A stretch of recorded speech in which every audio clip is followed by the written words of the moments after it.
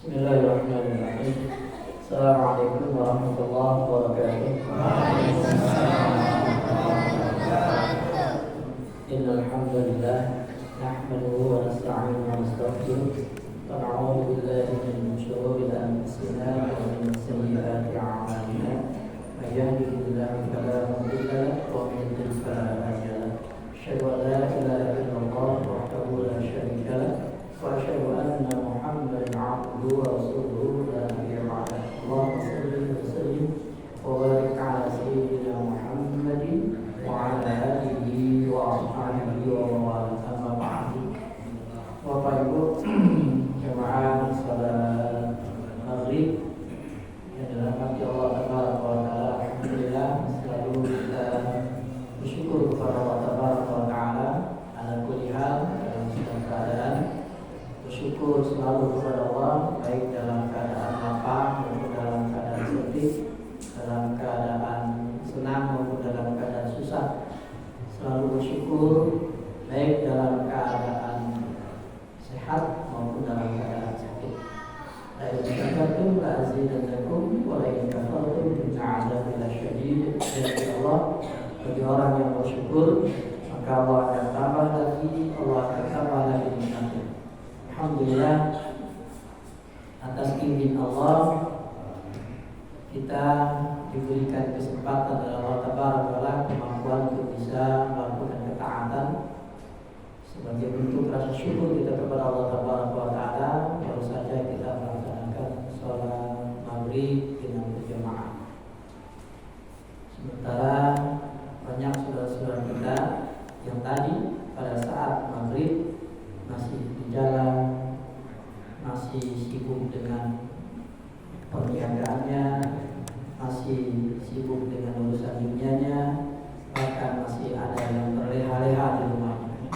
Makanya bersyukur Allah kasih kita nikmat hidayah, kemampuan izin Allah untuk bisa melaksanakan tadi salat maghrib berjamaah. Berharap salat jamaah kita tadi, maghrib kita tadi mendatangkan ridha Allah Taala.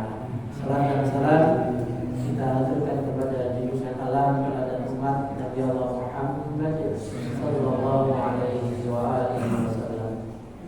Baik Bapak Ibu yang dirahmati Allah,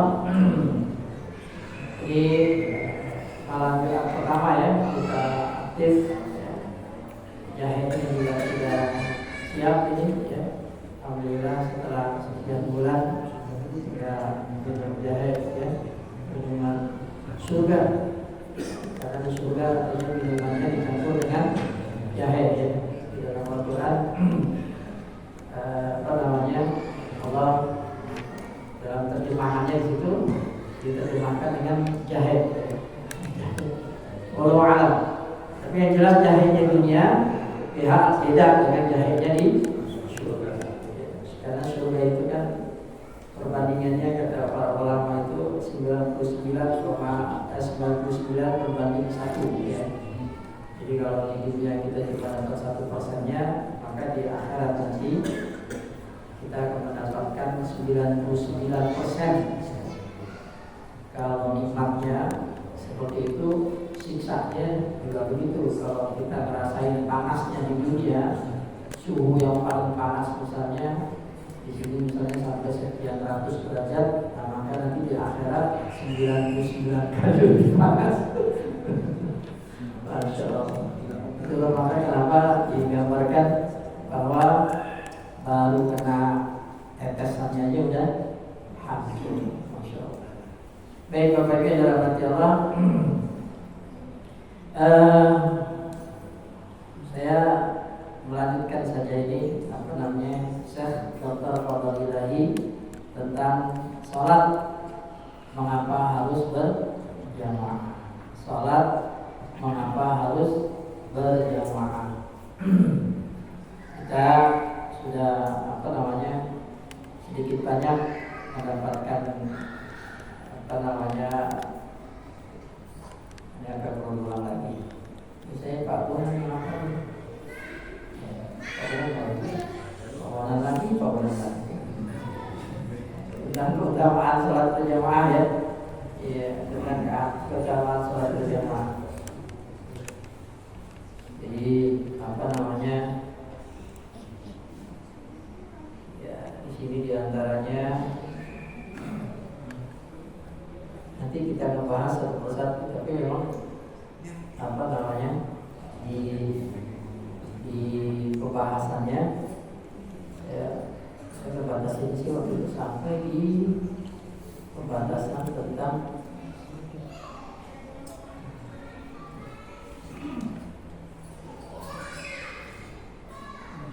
yang terakhir itu keutamaan soft sebelah kanan ya, soft sebelah kanan ya, keutamaan soft sebelah kanan.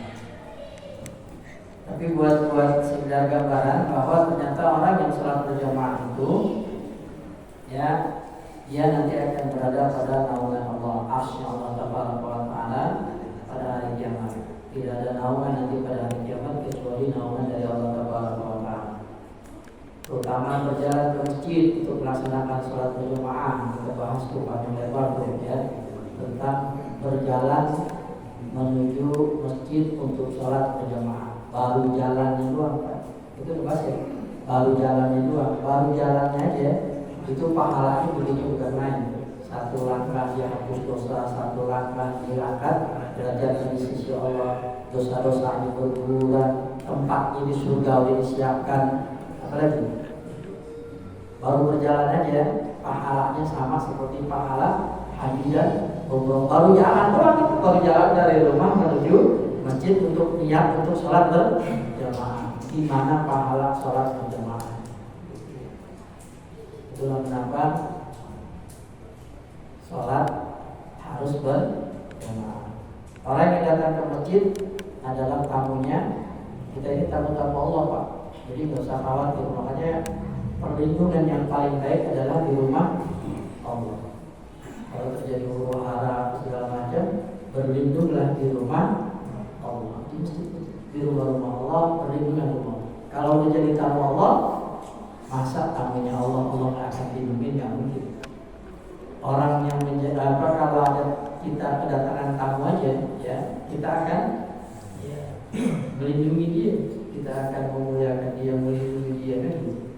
Apalagi Allah Taala yang menggenggam alam semesta ini, yang menciptakan Dia yang maha besar, yang maha kuasa. Maka kita tamu-tamunya Allah ini tentu adalah orang-orang yang mendapatkan kemuliaan dari Allah Taala. Allah bergembira dengan kedatangan hamba-Nya ke masjid untuk melaksanakan sholat berjamaah. Kita bahas nih. Ternyata Allah gembira. Allah gembira banget kalau ada hamba-Nya datang ke masjid niat untuk sholat berjamaah, menunggu sholat kayak kita sekarang. Kita sedang menunggu sholat isya ya. Jadi juga apa namanya pahalanya luar biasa. Soft pertama kita udah bahas, soft yang sebelah kanan ya. Nah ini sekarang kita akan bahas tentang Allah Ta'ala kagum terhadap sholat berjamaah. Allah Ta'ala kagum ya, takjub dengan sholat berjamaah. Di antara dalilnya ya, yang dikabarkan oleh orang yang berbicara dengan wahyu, yaitu Rasulullah SAW. Imam Ahmad riwayatkan dari Abdullah bin Umar radhiyallahu anhu, yang mengatakan, aku mendengar Rasulullah SAW bersabda, Inna Allah la ya'jabu minas salati fil jami'. Sesungguhnya Allah Tabaraka wa Ta'ala benar-benar kagum terhadap sholat berjamaah. Allah. Pak, kalau pencipta kita, gak usah gitu deh. Kita jadi orang tua kagum sama anak kita. Anak kita kira-kira gimana? Apalagi Allah Tabaraka wa Ta'ala kagum terhadap hamba dengan melakukan sholat berjamaah. Subhanallah. Bapak Ibu yang dirahmati Allah, begitu juga ternyata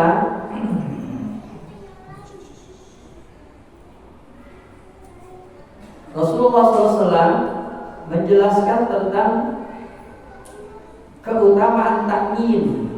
Takmin yaitu ucapan amin. Ini kita paham tentang bocah-bocah yang mengucapkan amin nanti ya. Amin yang makmum bersama imam. Ya, Imam Al-Bukhari meriwayatkan dari Abu Hurairah radhiyallahu anhu bahwa Rasulullah SAW bersabda, yang hadis diriwayatkan dari Imam Bukhari. Idza qala al-imam, jika imam mengucapkan ghairil maghdubi 'alaihim waladdallin faqulu, maka kalian ucapkanlah kata Nabi, amin. Fa innahu man wafaqa qawluhu qawlal malaikah, barang siapa yang ucapannya menyelarasai, maksudnya menyamai ya, ucapan para malaikat, ghufira lahu ma taqaddama min dhanbi. Ini kalau kita dengar kata-kata ghufira lahu ma taqaddama min dhanbi, ingat tadi siapa? Ramadan. Man shoma ramadhana imanan wa ihtisaban, man qama ramadhana imanan wa ihtisaban. Siapa yang berpuasa di bulan Ramadan, siapa yang melakukan sholat tarawih yang di bulan Ramadan, ghufira lahu ma taqaddama min dhanbi, diampuni dosa-dosanya yang lalu. Ternyata bukan puasa di bulan Ramadan aja, bukan qiyam sholat tarawih di bulan Ramadan aja dosa-dosa yang lalu bisa diampuni oleh Allah. Ternyata mengucapin amin, yang kalau aminnya bersamaan dengan para malaikat Allah, bersamaan dengan imam, maka amalannya, kata Nabi SAW, ghufira lahu ma taqaddama min dhanbi, dosa-dosanya yang lalu diampuni oleh Allah Tabaraka wa Ta'ala. Tapi ada catatan, enggak cuma diampuni kan, ada catatan. Apa catatannya? Imam Ibnu Hibban menjelaskan ini. Beliau menjelaskan ternyata amin yang diucapkan oleh imam, amin yang diucapkan oleh makmum, yang ucapannya menyelansari, maksudnya itu menyamai ya, berbarengan kurang lebih begitu dengan para malaikat Allah. Karena nah ini kalau kita ngomongin malaikat ucapin amin, emang malaikat ikut sholat? Iya Pak, siapa bilang malaikatnya ikut sholat? Tadi sholat maghrib malaikat ikut sholat, cuma kita nggak lihat. Coba kalau kita lihat, repot Pak ya.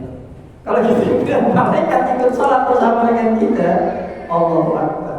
Dan mereka ikut mengucapin bareng Pak, mereka ikut sholat bareng sama dengan kita, ngikutin imam, sama-sama ucapin. Pada saat imam mengucapkan ghairil maghdubi 'alaihim waladdallin, imam mengucapkan amin, malaikat juga mengucapkan amin. Kita pun diperintahkan oleh Nabi SAW untuk mengucapkan amin. Tapi aminnya ya, kalau pengen pas yang pertama, kalau pengen dapat pahala ghairil maghdubi ghufira lahu ma taqaddama min dhanbi, dosa-dosanya lalu diampuni. Yang pertama, adabnya yang pertama nunggu sampai imam benar-benar selesai mengucapin kalimat ghairil maghdubi 'alaihim waladdallin. Kadang-kadang kan anak-anak nih ya belum sampai lin aja doang putar hati di bawah. Ya. Yang aminnya kayak gitu udah dapat apa-apa. Enggak dapat apa-apa. Jadi nungguin sampai imam benar-benar ghairil maghdubi 'alaihim waladdallin. Ya kurang lebih kira-kira imam ngambil nafas ya. Kan habis masa ini langsung nggak mungkin lah kan, ngambil nafas dulu baru amin imam. Nah makanya itu triknya, adabnya ya. Jadi juga jangan langsung imam pada saat imam langsung amin gitu ya. Tungguin kira-kira ya ambil nafas. Jadi makanya barengin Pak. Jadi gini, guru saya bilang gini. Jadi waktu imam mengucapkan kita ngikutin aja. Dia jadi saya ngikutin imam mengucapkan barengin. amin. Dengan nafasnya bareng dengan imam, imam pun mengucapkan amin. Itulah amin yang juga diucapkan bareng dengan para malaikat. Itu yang pertama. Jadi di sini memang dikatakan, Nabi mengatakan wafaqa qaulahu qaulal malaikah. Wafaq itu apa ya? Selaras, sama gitu. Selaras, sama. Sejalan, barengan. Wafaq. Jadi itu yang pertama ya. Kalau pengen dapat pahala, ghufira lahu ma taqaddama min. Ternyata bukan cuma itu kata Ibnu Hibban. Kata Imam Ibnu Hibban bukan cuma itu. Beliau menyatakan yang kedua selain itu yaitu selain selaras bareng dengan aminnya para malaikat, begitu juga dengan aminnya imam makmumnya, juga kata Imam Ibnu Hibban jangan sampai aminnya itu mengandung sum'ah, riya. Jangan sampai aminnya kita itu enggak ikhlas karena Allah, ada riaknya. Bisa nggak? Bisa aja. Bisa aja aminnya kita sama apa barang apa ada riaknya. Kenapa? Kenapa? Oh, ada bikin-bikin. Bikin-bikin. Sebenarnya aminnya cukup hanya dipajangkan, aminnya dipajangkan ya. Jadi jangan ini, jangan amin atau amin atau amin, nggak boleh tuh ya. Jadi ya, jangannya amin, jangan pula amin, jangan pula apa namanya amin. Nah, gitu ya. Jangan pula dipendekin semua, hanya pendekin, ini dipendekin, atau hanya dipanjangin, ini dipendekin, atau hanya dipendekin, ini dipanjangin. Nah, itu salah ya. Karena artinya beda tuh ya, artinya beda. Tapi yang benar adalah hanya dipanjangin, ini dipanjangin. Amin. Dan ucapannya nggak usah pakai teriak-teriak. Perlu suara keluar boleh, tapi juga jangan terlalu keras. Amin. Ya, jadi ucapnya. Dan pada saat kita mengucapkan amin, kata Imam Ibnu Hibban, jangan ada perasaan riya. Pengen didengar lah, pengen itu segala macam, ada kesombongan, ada sum'ah ya, ada apa namanya itu di sini dikatakan ada ijab ya, ada apa namanya semacam kagum ya, kekaguman karena apa namanya imamnya gimana gitu ya. Jadi ada enggak, tapi benar-benar ikhlas aminnya. Ikhlas amin yaitu apa namanya mengaminkan bacaan suratul Fatihah. Bapak Ibu dalam hati Allah, kalau itu kita lakukan tadi itu adab tadi ya, bareng.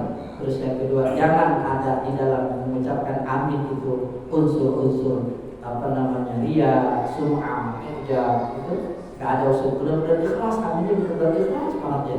Mengharapkan agar surat Al-Fatihah yang dibaca imam itu dikabulkan oleh Allah Taala, maka insya Allah ghufira lahu ma taqaddama min dhanbi, dosa-dosa kita yang lalu akan diampuni oleh Allah Taala. Bapak Ibu yang dirahmati Allah,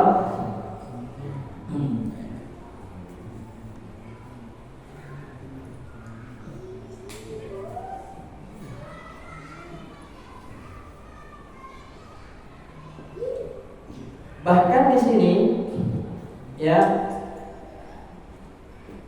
As-Sadiqul Masduq sallallahu alaihi wasallam, yaitu Nabi kita Muhammad sallallahu alaihi wasallam mengabarkan bahwa doa orang-orang yang mengucapkan amin ini luar biasa nih Pak. Ini bukan cuma ghufirallahu minta taqabbal minna dan mengucapkan amin. Jadi jangan-jangan dianggap sepele mengucapkan amin ya. Jadi ternyata Rasulullah SAW mengabarkan bahwa doa orang-orang yang mengucapkan amin dalam sholat berjamaah itu akan dikabulkan oleh Allah Taala. Imam Muslim, kalau tadi Imam Bukhari hadisnya, ini Imam Muslim meriwayatkan dari Abu Musa al-Ash'ari radhiyallahu anhu, ia mengatakan Rasulullah SAW berkhutbah kepada kami. Lalu beliau Rasulullah SAW menjelaskan sunnah dan mengajarkan sholat kepada kami dengan sabdanya, idza shallaitum faqimu sufufakum. Jika kalian salat maka luruskanlah shaf-shaf kalian. Tsumma yu'ammakum ahadukum. Kemudian salah salat dari kalian menjadi imam. Fa idza kabbara fakabbaru. Jika ia bertakbir maka bertakbirlah. Nah, inilah nih hadisnya Pak. Ada lagi hadis yang panjang lagi. Kalau imam bertakbir maka takbir. Kalau imam ruku, imam sujud. Jangan nungguin lama-lama. Ya. Jadi hadis itu begitu ya. Jadi kalau imam takbir, imam dan Allahu Akbar jangan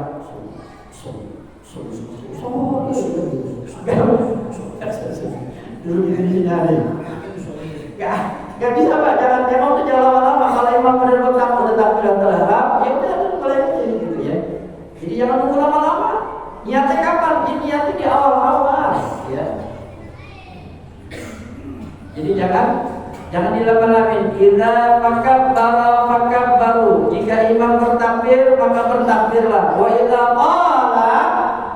Jadi putus hadis ya.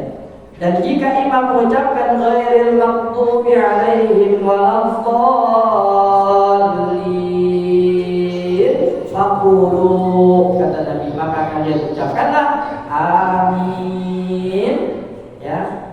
Tadi syaratnya amin itu adanya bareng selaras. Wow, ya, bareng selaras. Terus yang kedua jangan ada unsur ria, sum'ah, ya, enggak ada.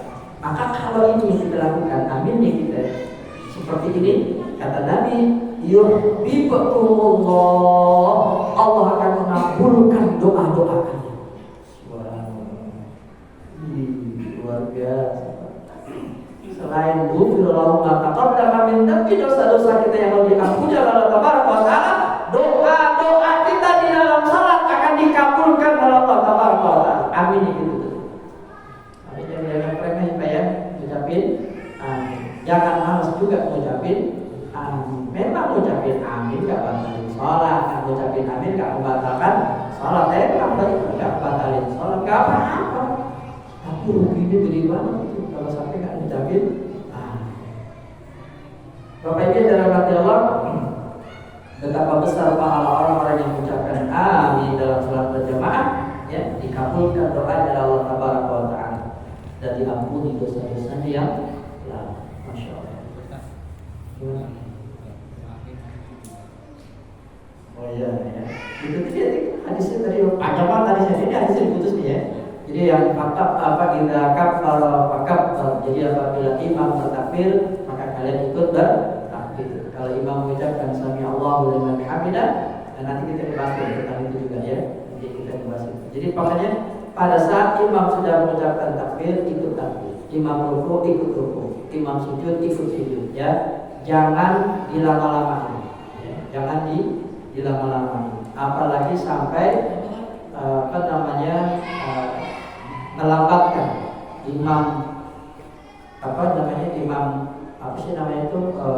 ruku gitu ya.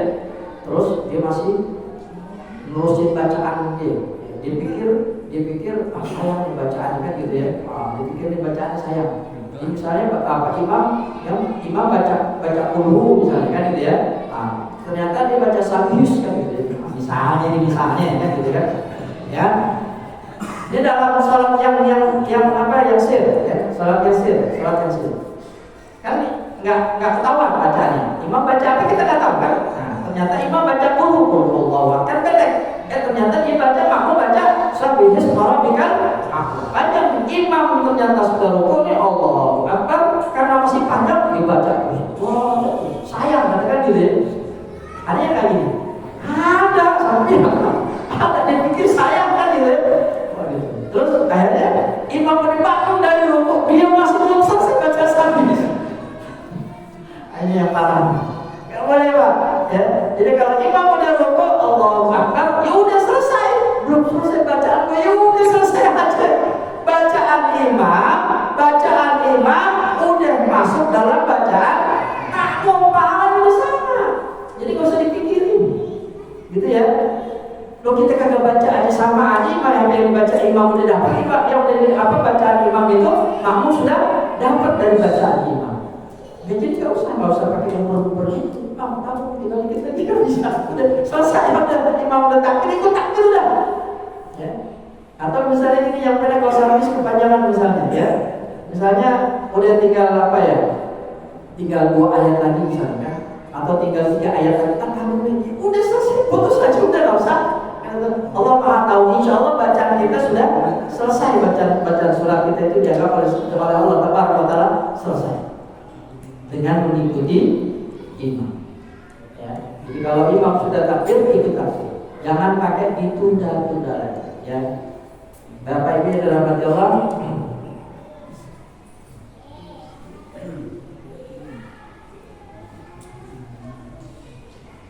begitu juga pengampunan dosa bagi siapa yang sholat berjamaah setelah menyempurnakan wudu. Ini kita pernah bahas ya, man tawaqqa'a lis-sholati fa asbaghal wudu. Siapa saja yang berwudu dengan sempurna, tsumma masya ila sholatil maktubah, kemudian berjalan untuk mengerjakan sholat fardu, niat untuk melaksanakan sholat fardu, fa shallaha, mengerjakan sholat bersama-sama ma'ana, bersama dengan para manusia sholat berjamaah, au ma'al jamaah, atau bersama dengan jamaah, au fil masjid, atau di masjid, ghafarallahu lahu dzunubah, maka Allah mengampuni dosa-dosa. Imam Ibnu Khuzaimah dan Ibnu Mundhir meriwayatkan hadis yang serupa serta memberinya judul, ya, di sini panjang banget, keutamaan berjalan untuk sholat berjamaah dalam keadaan berwudu dan ampunan yang diharapkan di dalamnya. Itu kita pernah bahas panjang lebar ya. Jalan dalam keadaan sudah berwudu. Bapak Ibu dalam hati Allah. Nah, ini tentang keutamaan sholat berjamaah dengan sholat sendirian. Hadisnya ada 2 ya. Kalau Abu Sa'id Al-Khudri radhiyallahu anhu, dalam hadisnya itu sholat berjamaah lebih utama dari 25 derajat dibanding sholat sendirian. Kalau Abdullah bin Umar radhiyallahu anhu, dan riwayat Imam Bukhari. Kalau Abu Sa'id Al-Khudri juga riwayat Imam Bukhari. Sama-sama hadis riwayat Imam Bukhari, cuma yang menyampaikan yang ini riwayatnya beda. Yang satu Abu Sa'id Al-Khudri mendengar dari Nabi bahwa salat berjamaah itu salat berjamaah qabla salatul fardhi bi 25 darajah. Salat berjamaah itu lebih utama 25 derajat dibandingkan salat sendirian. Kalau Abdullah bin Umar radhiyallahu anhu, salatul jamaah qabla salatul fardhi bi 27 darajah. Salat berjamaah itu lebih utama 20 derajat dibandingkan salat sendirian. Sama-sama hadisnya diriwayatkan oleh Imam Bukhari. Ada yang 25, ada 27. Ya. Ternyata para ulama hadis menyatakan ini kompromi ini hadis ini. Ya. Kok Nabi beda dengan ini? Ya. Sahabat Abu Sa'id Al-Khudri mendengar salat berjamaah lebih utama 25 derajat daripada salat sendirian. Ya. Sahabat Abdullah itu mendengar dari Nabi bahwa salat berjamaah lebih utama 27. Lebih banyak kuat ya, 2 derajat daripada sholat sendirian. Kok beda? Para ulama ternyata mengkompromikan hadis ini. Kata beliau di sini keterangannya bahwa bisa jadi Bapak Ibu, bisa jadi orang yang melakukan sholat berjamaah itu yang dilihat dari kekhusyuannya, ketertibannya, wudunya, terus apa lagi? Itu dia tadi, misalnya ketaatannya dengan imam, ya, kenapa? Ya, ketaatannya dengan imam, misalnya kayak tadi, kalau imam takbir gitu, nggak nyeleneh, nggak apa sih namanya itu? Nggak nangis. Ya, sama pemimpin kayak ini gitu ya. Karena imam itu pemimpin, kita betul jadi pemimpin, ikutin ya, jangan nyeleneh, jangan. Kalau pengen munfarid aja mendingan ya. Jangan kalau memang nggak puas imamnya ini, ya udah munfarid aja, bisa aja, jangan sholat berjamaah gitu ya. Kalau memang pengen munfarid. Bahkan sampai Bapak Ibu, kalau ada dalam hati kita ada bisikan, kita ada punya keinginan, ada terus ingin memisahkan jamaah, itu udah boleh ada kepala jamaah tuh. Jadi itu ya, hati-hati. Begitu juga pakaian. Ya. Jangan sholat berjamaah cuma pakai kaos oblong. Tusuk saya. Setahun kalau pemilu banyak banget atau kaos Komplos saya, komplos promosi ini kan gitu. Ya Allah, salat berjamaah pakai ini. Ya. Jadi pakai pakaian yang cakep-cakep lah ya. Hadap Allah kok. Pengen ke kelurahan aja PRT ya. Kalau pengen ke kelurahan pakai kaos oblong pakai celana pendek bisa.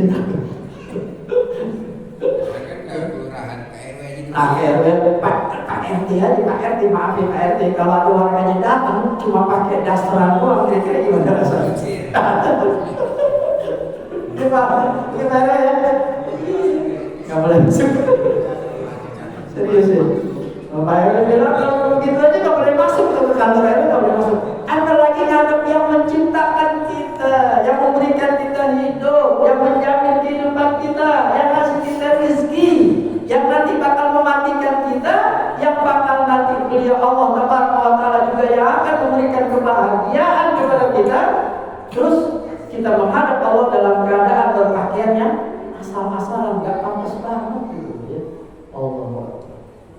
Maka dapatnya dalam hati Allah. Jadi apa namanya?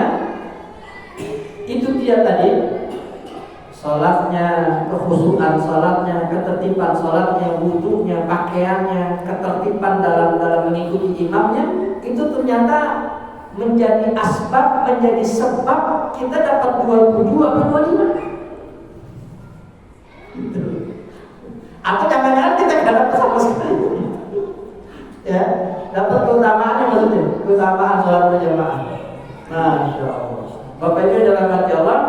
Dan yang menarik, Al-Hafiz Ibnu Hajar Al-Asqalani rahimahullah alaih, beliau mengatakan begini, aku telah memperbaiki apa yang telah aku kumpulkan tentangnya, dan aku telah membuang apa yang tidak dikhususkan dengan salat berjamaah. Maksudnya tentang 25 derajat ini, ya, tentang 27-25 derajat pahala salat berjamaah dibanding dengan salat sendirian. Ya. Al-Hafiz Ibnu Hajar Al-Asqalani, beliau menyebutkan di sini, ya, di antaranya adalah ini kalau pengen dapat itu dia tadi 25 derajat tadi ya, atau 27 derajat keutamaan salat berjamaah daripada salat sendirian. Yang pertama kata beliau, menjawab muadzin dengan yang salat berjamaah. Ini yang pertama nih. Kan kalau ada Allahu Akbar, Allahu Akbar, Allahu Akbar, dengar muadzin adzan aja, itu udah langsung termotivasi, udah langsung ya, masuk waktu saya pengen apa ya, saya akan salat berjamaah. Udah itu. Ya. Jadi dia menjawab muadzin dengan niat salat berjamaah. Menjawab muadzin dengan niat salat berjamaah. Terus yang kedua, bersegera kepadanya di awal waktu, nggak nunggu-nunggu. Pekerjaan langsung ditinggalin, ya. Entah habis sholat baru diterusin. Berjalan ke masjid dengan tenang, nggak terburu-buru. Ya. Wah, ntar lagi mau komat, buru-buru. Alhamdulillah jalan kotor lumayan ya, 10 menit. Setelah azan 10 menit. Jadi nggak usah terburu-buru. Makanya, alhamdulillah ini ada orang tua kita nih Pak Haji Radio luar biasa ya. Jalan pelan-pelan sampai depan masjid kosong. Tapi beliau latihan itu subhanallah, pahalanya gede banget Pak, lebih gede dia Pak daripada saya. Ya, lebih gede dia daripada yang muda-muda Pak. Jalan ke masjid dalam keadaan susah payah, mau datang ke masjid untuk sholat berjamaah, pahalanya lebih besar daripada Pak Putato yang cuma sekedar cingkring sampai ke masjid. Oleh benar itu. Masya Allah. Bapak Ibu dalam hati Allah, masuk ke masjid dengan berdoa. Usahakan ya, masuk ke masjid dengan berdoa. Salat tahiyatul masjid ketika memasukinya, kalau memang ada waktunya, salat tahiyatul masjid dulu. Menunggu salat berjamaah. Ya. Malaikat berselawat, berdoa memohonkan ampun untuknya orang-orang yang datang untuk salat berjamaah. Malaikat bersaksi untuknya, menjawab iqamah. Kemarin Ustaz Abdul Al-Muqtada sudah ngajarin ya, menjawab iqamah itu bukan yang pas di ujungnya ya. Yang di ujung maksudnya pas la ilaha illallah baru ke makmum la ilaha illallah. Enggak, dari awal pada saat muadzin mengucapkan Allahu Akbar, Allahu Akbar, la ilaha illallah, ikuti ikutin, ya. Pada saat muadzin mengucapkan hayya 'alas shalah, la haula wala quwwata, tetap hayya 'alal falah, la haula wala quwwata illa billah. Ya. Qad qamatis shalah, ya. Terus Allahu akbar, Allahu akbar, Allahu akbar, Allahu akbar. La ilaha illallah, la ilaha illallah. Jangan la ilaha illallah itu, tapi dari bawah ikuti dijawab, ya, menjawab iqamah.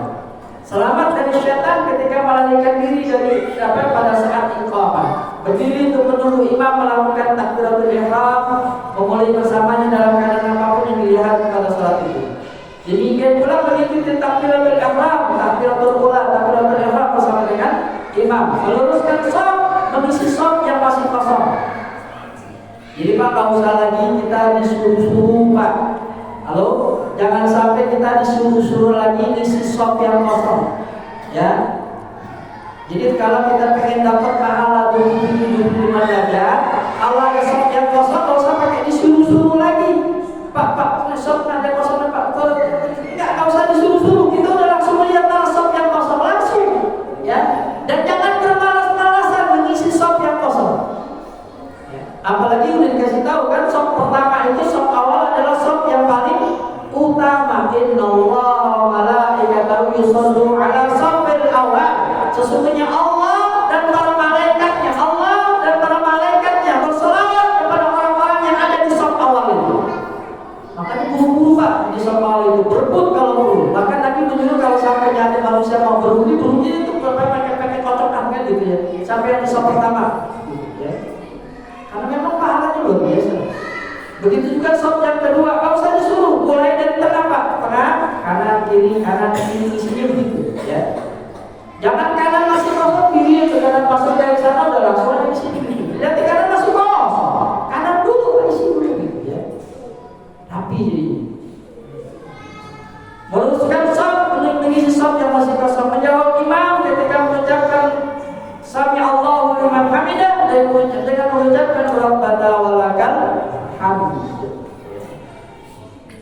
Penting nih ya. Terus pada umumnya aman dari kelalaian dan mengingatkan imam ketika lalai dengan tasbih atau memberitahukan kepadanya. Jadi makmum juga khusyuk, ya, nggak mikir kemana-mana. Ini imam udah kagak khusyuk, makmum kagak khusyuk, berantakan salat. Ya, imam salah, makmum bingung. Gitu ya. Pada umumnya memperbaiki keadaan, diikuti oleh para malaikat. Banyak banget Pak ya. Berlatih mentajwidkan bacaan Al-Quran, mempelajari rukun-rukun serta hal-hal lainnya. Nah ini penting nih. Gak apa-apa ya, kita masuk ikut dan masuk bisa awal. Ini penting nih Pak nih ya. Jadi bacaan kita kalau sholat sendirian ya, sholat yang disir, sholat zuhur, asyar yang disir ya, itu kita kan baca sendiri. Nah usahakan pada saat kita membaca suratul Fatihah, pada saat kita membaca surat, bacanya dengan tajwid.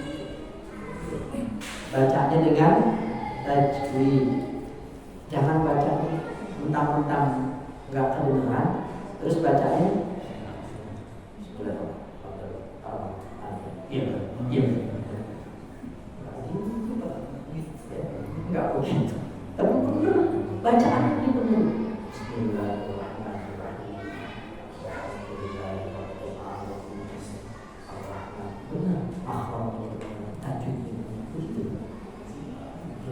Jangan mentang-mentang kedengeran, terus bacanya seenak udah panjang pendeknya, gitu ya. Jadi baca dengan tajwid.